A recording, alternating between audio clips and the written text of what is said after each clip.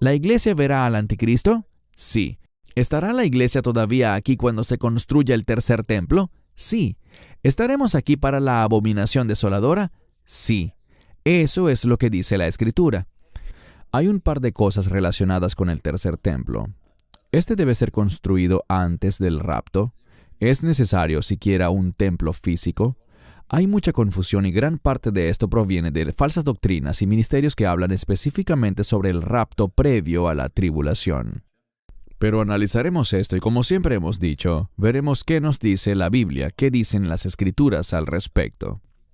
Sobre el instituto del templo, estoy viendo que la imagen que está abajo a la izquierda dice Mahon HaMikdash, que significa Instituto del Templo, en hebreo, y esta institución no tiene basamento real.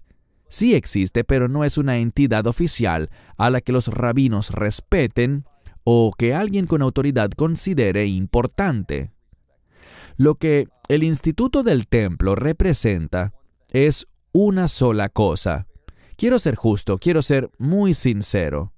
Si vas a este lugar y visitas su exposición, asistes a una de sus conferencias, lo que dicen muchas veces es muy bueno, pero donde yo no coincido con ellos es que no están construyendo miles de vestiduras para los sacerdotes.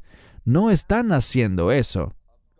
La supuesta menorá que construyeron fue moldeada y esa no es la forma en que debe hacerse la menorá. Así que es un ejemplo, no es algo para el templo, aunque digan que sí lo es.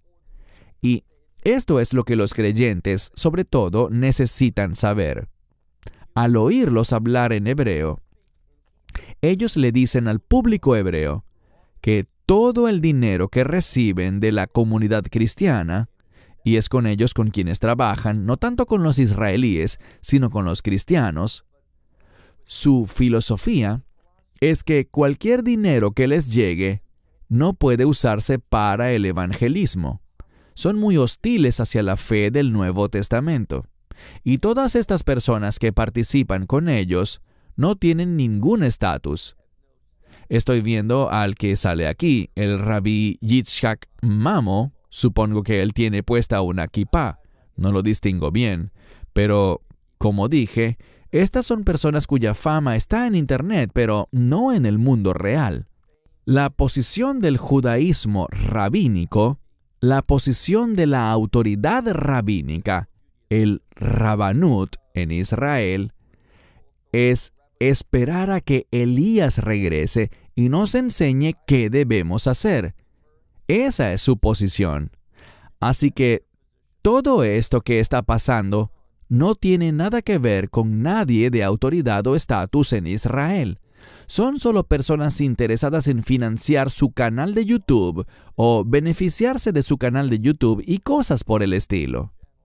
Creo que, en gran medida, es pura fantasía.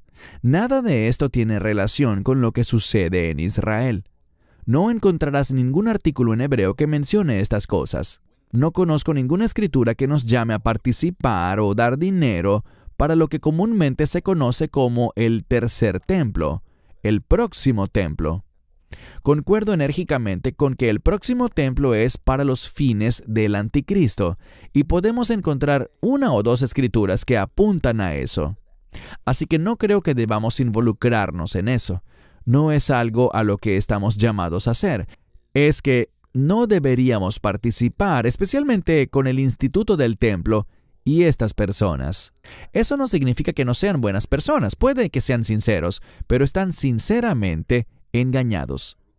Daniel 9, versos 25 al 27. Conoce pues y comprende que desde la salida de la orden para restaurar y construir Jerusalén hasta el Mesías príncipe, habrá 7 semanas y 62 semanas. La calle será edificada de nuevo y el muro, pero en tiempos angustiosos. Y después de las 62 semanas, el Mesías será quitado y no tendrá nada, y el pueblo del príncipe que ha de venir destruirá la ciudad y el santuario. Su fin será con inundación, y hasta el final de la guerra está decretada la desolación. Él confirmará un pacto con muchos por una semana, pero a mitad de la semana hará cesar el sacrificio y la ofrenda. Sobre alas de abominaciones estará el desolador, hasta que el aniquilamiento que está decretado venga sobre el desolador. Bueno, el pacto es, de hecho, un acuerdo, y como parte de ese acuerdo, estará incluida la construcción del próximo templo, el tercer templo. Lo que diría sobre esto es que necesitamos hacer preguntas. Es importante que las personas hablen de los últimos tiempos. Me encanta ese tema y creo que debemos involucrarnos en él, pero también necesitamos ser sabios respecto a lo que indican las Escrituras. ¿Por qué el personaje de este pasaje, y creo que la mayoría de los eruditos concuerda que se refiere al anticristo, por qué él pone fin al sacrificio y a la ofrenda? La razón por la que sabemos que es el anticristo es por lo que hace. Leemos que sobre alas de abominaciones estará el que causa desolación. Esto viene de una frase en hebreo, Shikut Zam Shomem. Entonces, el anticristo hace eso. ¿Por qué pone fin a esos sacrificios? La respuesta es simple. En Apocalipsis 13 tenemos la respuesta y dice, porque él exigirá que todas las personas lo adoren, y por lo tanto está eliminando lo que antes dijo. En un tiempo, el anticristo dijo, puedes hacer lo que quieras, puedes adorar como quieras, practicar la idolatría, lo que creas bueno ante tus ojos, hazlo. Y luego él tendrá este templo y buscará el favor del pueblo judío, pero el pueblo judío dirá, no recibirá al anticristo.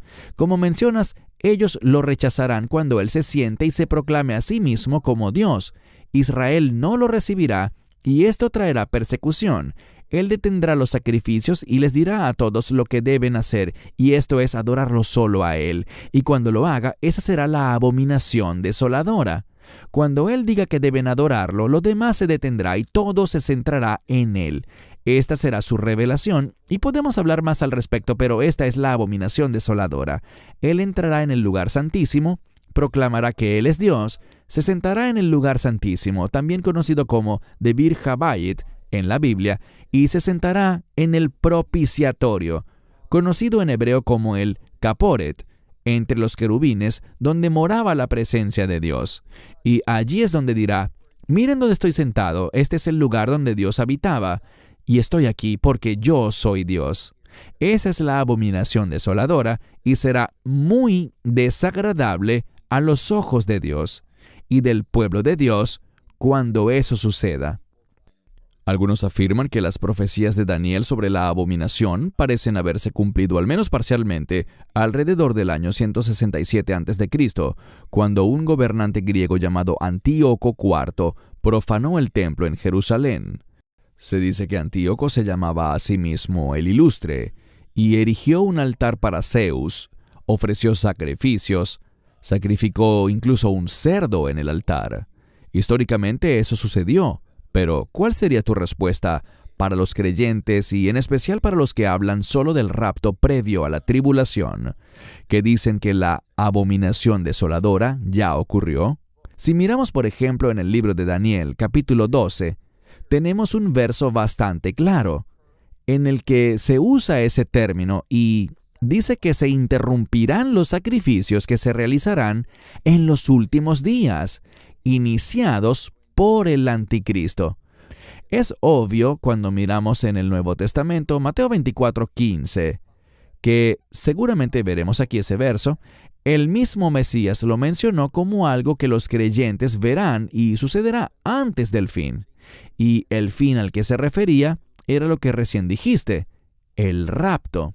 Así que no hay ninguna forma en que uno pueda mirar todas las enseñanzas de las Escrituras. Solo hablo de las Escrituras. No podemos ver los versos bíblicos que tratan sobre la abominación desoladora y decir que ya sucedió. Lo que estás mencionando sobre Antíoco Epífanes es algo que es un paradigma. Lo que él hizo podría apuntar al libro de Daniel, capítulo 11. Pero cuando miramos el siguiente capítulo, Daniel capítulo 12, o 2 Tesalonicenses capítulo 2, o Mateo capítulo 24, vemos que esos textos sitúan la abominación en los últimos días. Así que los que enseñan que ya ha sucedido están muy confundidos y su interpretación está en conflicto con 3 o 4 versos clave sobre la abominación desoladora. 2 Tesalonicenses 2, del 3 al 4, que nadie os engañe de ninguna manera, porque no vendrá ese día sin que primero venga la apostasía y se manifieste el hombre de pecado, el hijo de perdición, el cual se opone y se exalta contra todo lo que se llama Dios o es objeto de culto, de modo que se sienta como Dios en el templo de Dios, haciéndose pasar por Dios. Bueno, cuando dice, porque no vendrá ese día, ¿a qué día se refiere? Los mejores manuscritos en griego lo señalan como el día de Cristo, como en la versión King James en inglés. Pero en las traducciones modernas que se guían por Nestle Aland, donde aparece cualquier variante o pasaje diferente, está como el día del Señor, pero no es el día del Señor, sino algo de lo que habló Él antes. Al ver la cita de los versos 3 y 4, si miras el verso 1, allí habla de la venida de nuestro Señor, el Mesías Yeshua, Jesucristo, y nuestra reunión con Él. Eso es lo que dice literalmente. Esa reunión de nosotros con Él es el rapto. Y aquí se nos dice que antes de que suceda el rapto, vendrá, como señalaste, este abandono, esta apostasía. Y esta apostasía, incluidas las apostasías dentro de la iglesia, en mi opinión están sucediendo ahora, y es solo el comienzo. Luego se pondrá peor, pero esto sucede con el propósito de que el hombre de pecado sea revelado, el anticristo. Es para que se revele el hombre de pecado, que es llamado también el hijo de perdición. ¿Y cómo se revelará? Él será revelado a través de la abominación desoladora. Por eso Pablo cita, el que se opone y se exalta sobre todo lo que se llama Dios o es objeto de culto. Esta es una cita de Daniel 11:36. Y si observamos el contexto en Daniel capítulo 11, creo que en el verso 31 está la frase, la abominación desoladora. Y luego la describe en los siguientes versos. Todo esto nos dice que vamos a presenciar eso. De hecho, en Mateo 24, el Mesías está hablando del final de la era de la iglesia, que el Evangelio tiene que ser proclamado, y luego dice, cuando ustedes vean al que está sentado en el templo cometiendo esta abominación desoladora, el que lee, entienda. Después de ese evento se dirige a Israel, a lo que está sucediendo en Judea, en Israel, pero esto es algo para la iglesia, de modo que para responder a tus preguntas, ¿la iglesia verá al anticristo? Sí. ¿Estará la iglesia todavía aquí cuando se construya el tercer templo? Sí. ¿Estaremos aquí para la abominación desoladora? Sí. Eso es lo que dice la Escritura. Creo que algunos lo rechazan porque es conveniente y lo aprenden de ministerios que hablan del rapto previo a la tribulación, que todo es un lecho de rosas y no tienen que preocuparse por eso, pero lamentablemente eso no es lo que nos dice la Escritura, y esos ministerios no están preparando a las personas para lo que está por venir. Este pasaje dice claramente que ese día no vendrá y no se refiere a la segunda venida, en la que Yeshua estará físicamente aquí en la tierra, sino que habla del rapto. Sé que algunos piensan que el rapto no está en la Biblia. La palabra que sale es harpazo, la esperanza bendita, el arrebatamiento de la iglesia. Eso por un lado. Y por otro lado leemos claramente en la Escritura que no ocurrirá hasta que veamos al hijo de perdición sentarse en el templo de Dios. Y algo que vemos una y otra vez, y lo mencionamos en otros videos, es que hay personas que simplemente no aceptan lo que la Escritura dice y están llevando a la gente a un desgaste por el rapto. La gente se va cansando y luego comienzan a tropezar y se desaniman porque piensan, ¿cuándo será el rapto? Hermanos y hermanas, la Escritura nos dice aquí claramente las cosas que deben pasar antes de que ocurra la esperanza bendita. Así que prepárense. ¿Querías decir algo más? Sí, un comentario breve. Hay alguien llamado Perry Stone que creo que está diciendo, aunque no da una fecha específica, pero dice que el año más probable para que ocurra el rapto es el 2030. Ahora bien, no sé por qué piensa eso, pero nadie sabe el día ni la hora. Podremos ver que las cosas se mueven hacia eso, pero está muy mal dar cualquier tipo de fechas con respecto a ese evento. Es algo que no debemos hacer. Mateo 24, 15 al 21.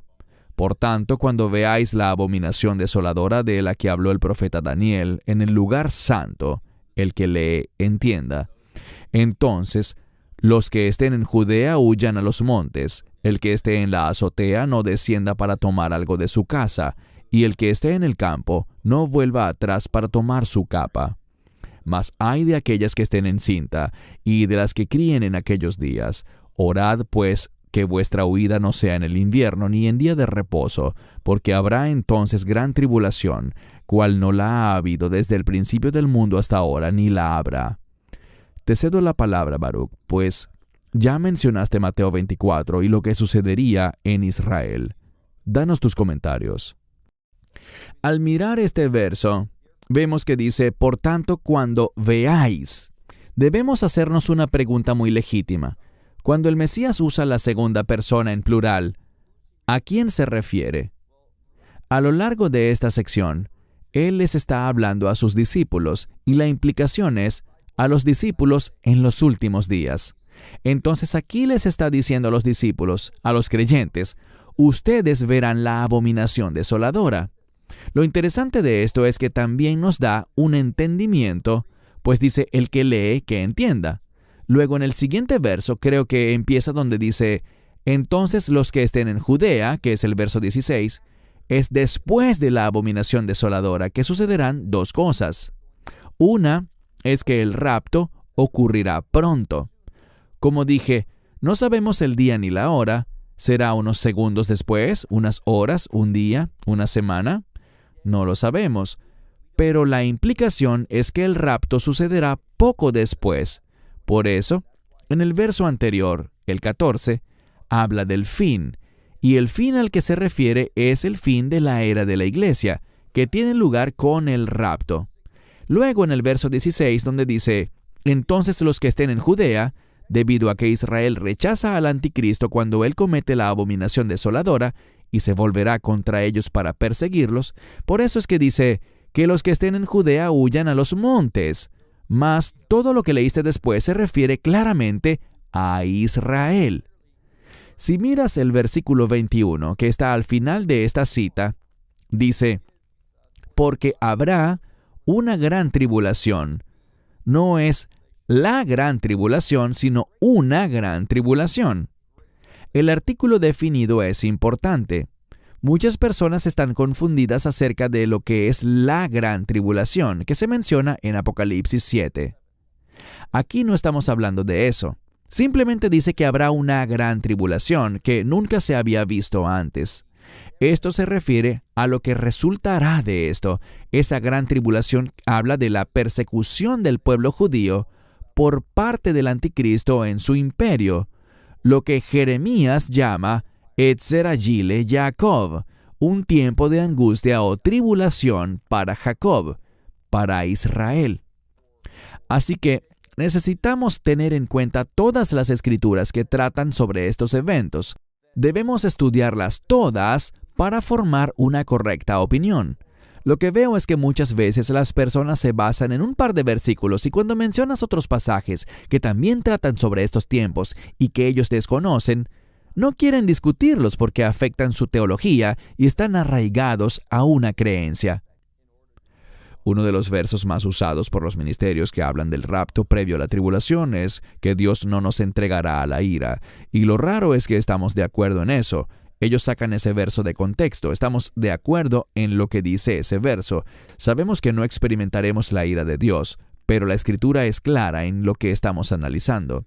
Veremos el tercer templo y el anticristo antes de que llegue la esperanza bendita. Pero creo que como creyentes, cuando veamos que en verdad se esté construyendo el templo, entonces podremos decir con seguridad que los tiempos finales están sobre nosotros, sin fijar fechas. Sabemos que no hay que fijar fechas, pero en resumen, tengo razón al decir, Baruch, que el anticristo gobernará y ya sea un segundo, un día o un corto periodo después de que ocurra la abominación desoladora, entonces vendrá el rapto, la esperanza bendita, y seremos removidos de este mundo. Sí, sabemos que primero gobernará su imperio y después Él tomará el mando sobre ese imperio. Él será revelado al ocurrir la abominación desoladora, como dijiste, y luego, poco después, ocurrirá el arrebatamiento o el rapto. Creo que ese es claramente el orden que debemos esperar. Todavía no estamos en los últimos días, pero creo que Christian y yo estamos de acuerdo en que nos acercamos a ese tiempo.